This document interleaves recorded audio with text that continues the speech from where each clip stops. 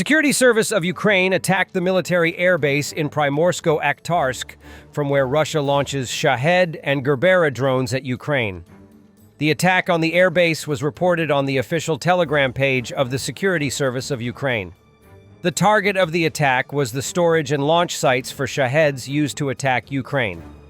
After SSU drones hit the airbase, a fire broke out in the area. The agency noted that long-range drones had been used to attack the airfield. In addition to the statement of the security service, the fact of the attack on the airfield is also confirmed by NASA satellites, which recorded several fires on its territory on August 2nd. According to the map, the fire spread to the runway, airplane parking lot, warehouses, and other parts of the surrounding area. It is worth noting that according to satellite images from December 2024, shelters were being built on the territory of the airbase in Primorsko-Akhtarsk. The images show an erected metal structure and a concrete base around it. In addition to the fortified individual aircraft shelters, satellite imagery also showed the construction of less protected lightweight shelters. These structures are made of traditional frame structures and are located in group parking lots where combat aircraft are usually prepared for takeoff and weapons installation. Earlier satellite images had confirmed the damage to aircraft and air defense after the recent SSU attack on Kharkovsky Air Base in the temporarily occupied Crimea. Thus, according to satellite images, the destruction of the Pantsir-S surface-to-air missile system and 3 helicopters, which cannot be identified at this time, was confirmed. AGM-88 HARM missile launched from a Ukrainian MiG-29 in Zaporizhia region caught on video. Ukraine's Air Force has mastered the art of mixing old and new, using Soviet-era jets like the Su-27 and MiG-29 to launch modern Western missiles and glide bombs. With clever engineering and targeting support, these aging platforms now deliver precision strikes on Russian positions, proving that with the right upgrades, even Cold War aircraft can dominate today's battlefield. A Ukrainian unit evacuates a wounded soldier from a dangerous area using a ground-based robotic evacuation system. What's happening now? You arrived at the spot. Now there will be a loading of the wounded and I will take him for evacuation to Horka. To another stage of evacuation? To the medics.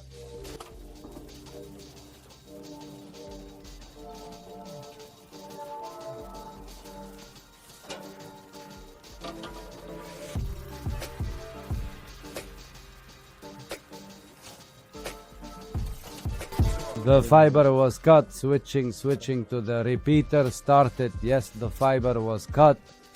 Simon, so you see the mission did not go as planned. One type of communication failed, but it's good that there is a backup. Switch to external. Sheb, and how long have you been studying to be a... I've been here for 1.5 months. I'm new here, a recruit.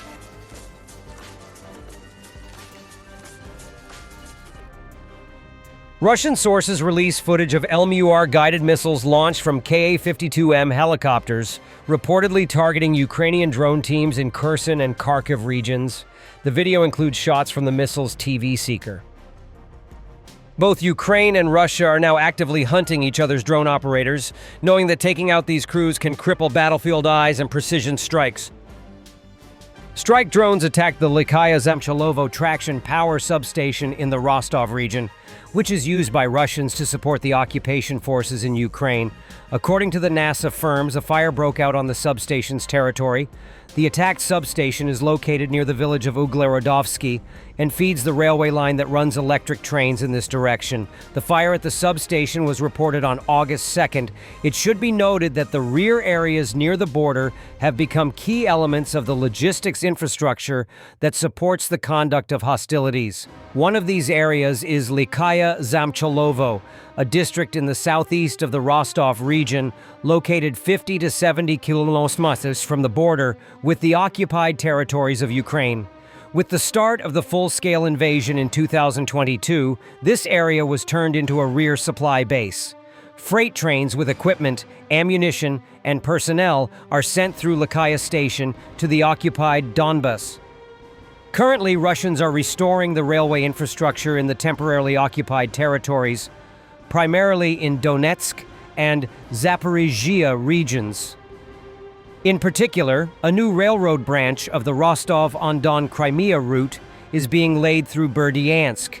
Its purpose is to reduce dependence on the Crimean Bridge and ensure safer transportation of military cargo to reinforce the occupation forces in Ukraine. Earlier operators of the Defense Intelligence of Ukraine had intercepted a Russian train with fuel for military equipment. The destruction of the rolling stock with fuel tanks took place in the temporarily occupied territory of the Zaporizhia region. The strike was carried out by a unit of the Active Operations UAVs of the Defense Intelligence of Ukraine on the Verkhny-Tokmak-Molokhansk-Fedorivka railway section on May 24th. The Ukrainian Defense Forces' attack drones have hit a space object tracking radar near the city of Feodosia. This is evidenced by the recording of abnormal temperatures by the NASA firm service in the area of the radar, which indicates fire damage to the object. The radar complex is used as one of the elements of Russia's air defense and monitors the airspace, transmitting relevant information to the posts of anti-aircraft missile systems.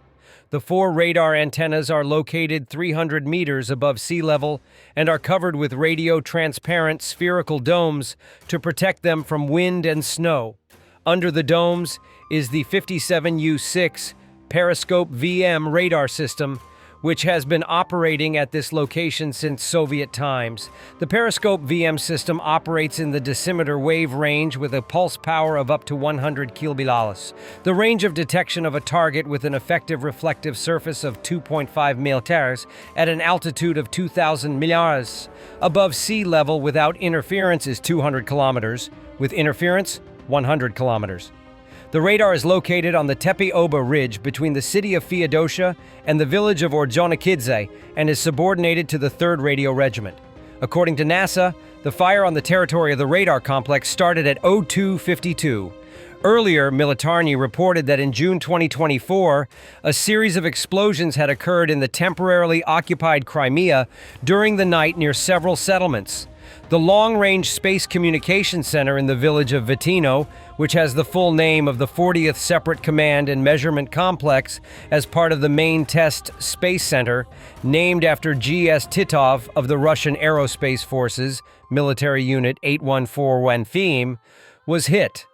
This facility was seized by the Russians during the annexation of Crimea. From the military unit near Yevpatoria, Russians control orbital grouping of their spacecraft. In particular, they provide the GLONASS navigation system and space monitoring. The Revanche Tactical Group has joined the International Legion of the Defense Intelligence of Ukraine. The DIU reported that the tactical group was replenishing its ranks with volunteers from all over the world. From the first days of the full-scale invasion, Revanche stood up to defend the country and took part in battles on all fronts of the Russian-Ukrainian war. With the improvement of our qualifications and the increase in the number of personnel, we joined the structure of the Defense Intelligence of Ukraine, the representatives of the group said. Revanche has a separate recruiting center where people without previous military experience are trained and educated. We invite real daredevils and adventurers to join our ranks, those who are driven by a thirst to experience life in its most intense forms, the command of the group said. Joining the Legion of the DIU means that the special unit has been replenished with a significant number of foreign volunteers. However, not only foreigners but also Ukrainian citizens are fighting the Russian occupiers in the Legion. We are happy to welcome Ukrainians to our unit. The entire leadership, the entire officer corps are Ukrainians. Many Ukrainians also form separate combat groups, the Legion of the DIU added. The Legion is an active duty unit that constantly needs specialists in various military specialties. All combat areas, scouts, mortar gunners, grenade launchers, snipers, UAV operators, as well as logisticians and medics, will find work with us alongside highly qualified foreigners, mostly from Western countries, who serve in our unit. They have a wealth of combat experience that they have brought to help us, said a Legion representative. The DIU emphasizes that the Legion performs non-standard combat missions, and each soldier undergoes intensive training before participating in operations. Thanks for watching, and don't forget to subscribe. Also, if you want to support Warthog Defense, please become our member and get early access to new videos, exclusive members-only videos, and become administrator in comment section. The membership link is in the description. Rescues every day. We had a guy last week at 6 rescues in 6 days. You know, he's doing the job every day.